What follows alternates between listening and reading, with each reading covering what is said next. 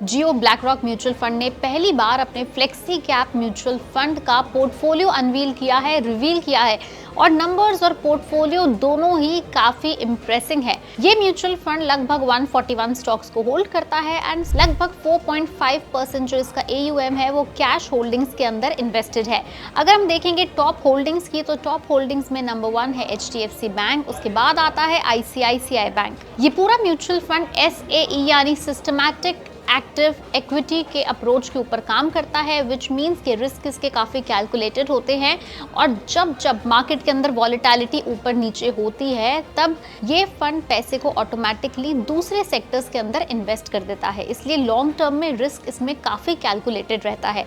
अब ध्यान देते हैं इसकी टॉप होल्डिंग्स और कितने लाख शेयर्स किस होल्डिंग के अंदर है उसके ऊपर। अगर इसकी टॉप होल्डिंग्स की बात करें तो जैसे कि हमने बताया, नंबर 1 है इसमें HDFC बैंक जिसमें सबसे ज़्यादा होल्डिंग है लगभग 8.87% की।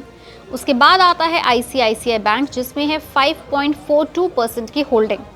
देखा जाए तो HDFC बैंक के इस फंड में लगभग 16.24 लाख शेयर्स हैं और ICICI बैंक के लगभग 7.28 लाख शेयर्स हैं।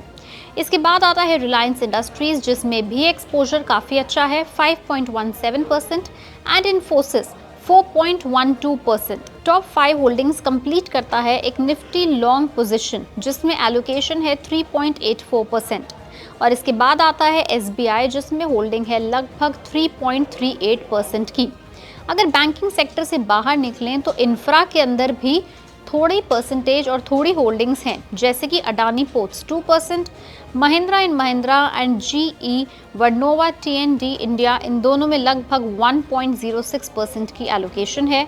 LIC एंड TVS में 0.83% की इन्वेस्टमेंट है। फिलहाल इस म्यूचुअल फंड का AUM यानी एसेट अंडर मैनेजमेंट है समवेयर अराउंड 1808 करोड़ रुपीस। बता दें कि इस जियो ब्लैक रॉक म्यूचुअल फंड का NFO 7 अक्टूबर 2025 को क्लोज हुआ था और उस दौरान इसके अंदर लगभग 1500 करोड़ रुपए रेज भी हुए थे। पिछले 1 से 1.5 महीने के अंदर क्लाइंट बेस भी बढ़ गया है, लगभग 150 इंस्टीट्यूशनल और लगभग 6.35 लाख रिटेल इन्वेस्टर्स।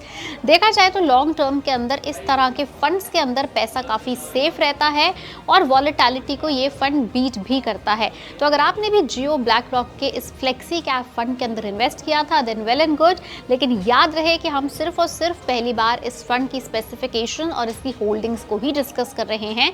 इसमें इन्वेस्ट करने या ना करने की आपको किसी भी प्रकार की कोई सलाह नहीं दे रहे। ऐसे तमाम म्यूचुअल फंड्स की होल्डिंग्स को हम डिस्कस करते रहेंगे ओनली एट पैसा लाइव। वीडियो पसंद आई तो लाइक करें, शेयर करें, चैनल को फॉलो और सब्सक्राइब करना ना भूलें।